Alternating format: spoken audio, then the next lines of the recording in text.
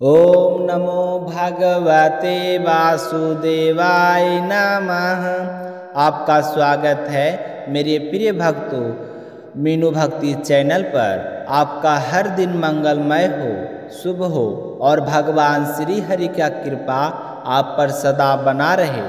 पिछली कथा में आपने सुना कैसे दैत्यराज जलंधर, जो समुद्र का पुत्र था, अपने तप और सामर्थ्य से इंद्रापुरी, स्वर्ग और यहाँ तक कि स्वयं भगवान विष्णु को भी बस में कर चुका था। जब सृष्टि के संतुलन में विचलन आने लगा, तब देवताओं ने नारद मुनि से प्रार्थना की कि हे मुनिवर, कुछ ऐसा मार्ग बताइए जिससे इस दैत्य के अभिमान का अंत हो सके। तो नारद जी जलंधर के पास पहुँचे। दैत्यराज ने आदरपूर्वक उनका स्वागत किया। तो नारद जी ने कहा, हे सिंद्रपुत्र, तुम तीनों लोगों को जीत लिया है, पर अभी भी तुम्हारे पास एक ऐसी रत्न की कमी है जो तुम्हें पूर्ण बना सके, एक सर्व सुंदरी पतिव्रता स्त्री बना सके। तो जलंधर के मन में मोह जागा। उसने पूछा, ऐसी स्त्री मुझे कहाँ मिलेगी? तो नारद जी ने धर्म स्वर में कहा, हे दैत्यराज, ऐसी सौंदर्य की अधिशास्त्री देवी स्वयं पार्वती है, जो कैलाश पर्वत पर भगवान महादेव के साथ विराजमान है। बस यही वह क्षण था जब जालंधर के भीतर अहंकार की ज्वाला प्रज्वलित हो उठी। उसे लगा कि यदि देवों की रानी जैसी देवी उसके पास हो जाए तो वह सृष्टि का सर्वेश्वर बन जाएगा। उसने अपने विश्वस्त दूर राहु को बुलाया और आज्ञा दी कि जाओ, कैलाश पर्वत पर जाओ और उस जटाधारी योगी से कहो कि उसकी पत्नी को मैं वरना चाहता हूँ। तो राहु दूत शिव धाम पहुँचा। नंदी ने रोकने की कोशिश की, पर राहु अहंकारी था। वह सीधे शिव सभा में जा पहुँचा और संदेश सुनाया। तभी महादेव के तेज से पृथ्वी फट पड़ी और वहाँ से एक सिंह मुख वाला भयंकर पुरुष प्रकट हुआ। वह राहु को निगलने चला। भयभीत राहु ने महादेव की शरण ली, प्रभु मुझे बचा लीजिए। तो शिव बोले, यदि तुझे भूख लगी है तो अपने ही शरीर का मांस खा ले। वह पुरुष आज्ञा मान गया और अपने ही अंगों का भस्म कर लिया, केवल सिर शेष रह गया। उसकी भक्ति देखकर महादेव प्रसन्न हुए और बोले, हे वीर, आज से तुम मेरे द्वारपाल बनोगे। तुम्हारा नाम होगा स्वकीर्ति मुखगन। उधर राहु अपने कष्टों से बचकर पुनः जीवित हुआ और नया रूप पाकर बर्बर दैत्य कहलाया। वह जलंधर के पास पहुंचा और सब हाल का सुनाया, कैसे शिव ने उसके साथ व्यवहार किया। यह सुनकर जलंधर का क्रोध आकाश छू गया। उसने अब असुरों को बुलाया, हे कालनेमी, हे शुभ, हे निशुभ, मेरे साथ चलो, आज मैं कैलाश की कंपा दूंगा।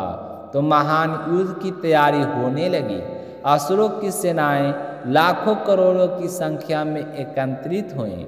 आकाश में गर्जन हुआ, चारों दिशाएं धूल से भर गई। रथों के पहिए पृथ्वी को चीरने लगी।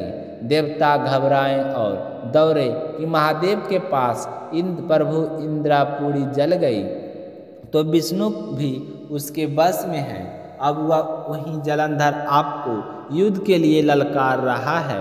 तो शिव धाकर मुस्कुराए और उनकी आंखों में करुणा थी, पर भीतर तेज की अग्नि प्रज्वलित हो उठी। उन्होंने कहा, हे देवताओं, भय मत करो। जिस जालंधर को विष्णु ने दया से जीवित रखा, वही अब मेरे त्रिशूल से विनष्ट होगा।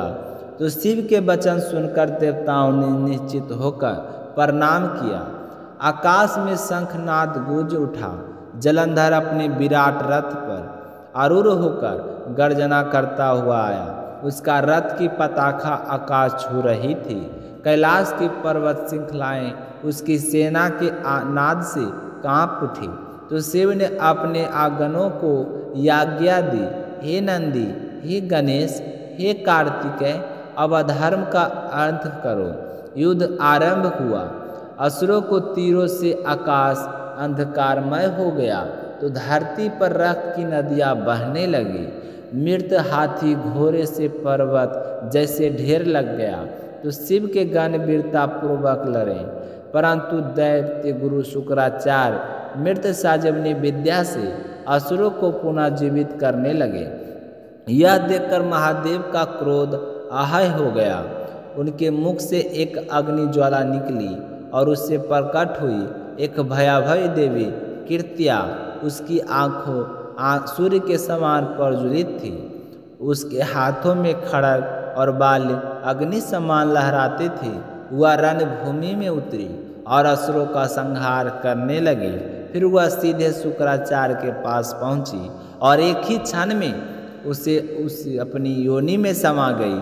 शुक्राचार्य का अदृश्य होते ही असुरों की सेना टूट पड़ी और भयभीत हो भागने लगी।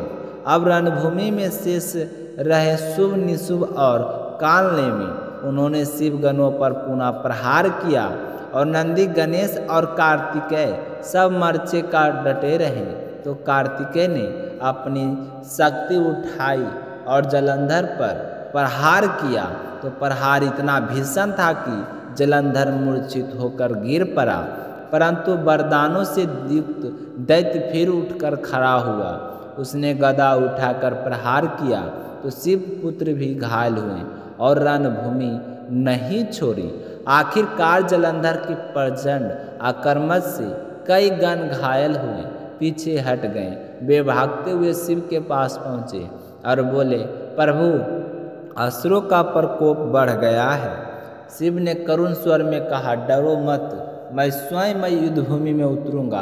अब भगवान रुद्र अपने बैल नंदी पर आरूढ़ होकर रणभूमि में प्रकट हुए। आकाश में अग्नि सी दीप्ति छा गई। उनके केश आकाश को स्पर्श कर रहे थे। त्रिशूल की ज्योति सूर्य के समान जल रही थी। रुद्र के दर्शन मात्र से असुर कांप उठे। तो जलंधर ने क्रोध में बाणों की वर्षा शुरू कर दी। शिव ने सभी बाणों को अपने त्रिशूल से काट डाला, फिर अपने परशु से दैत्य का संहार करने लगा। एक के बाद एक असुर मारे जाने लगे। खरगोरमा, बालहक, गहमसमर सभी भूमि पर गिरे तो दैत्य सेना तितर बितर हो गई।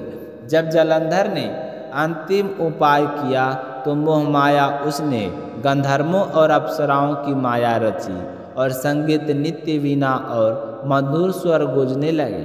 तो शिव और गण कुछ क्षणों में के लिए स्थिर हो गए। उसी क्षण जलंधर ने शिव का रूप धारण किया। विश्व पर बैठकर पार्वती जी के पास पहुंचा तो गौरी ने उसे दैत्य आते देखा।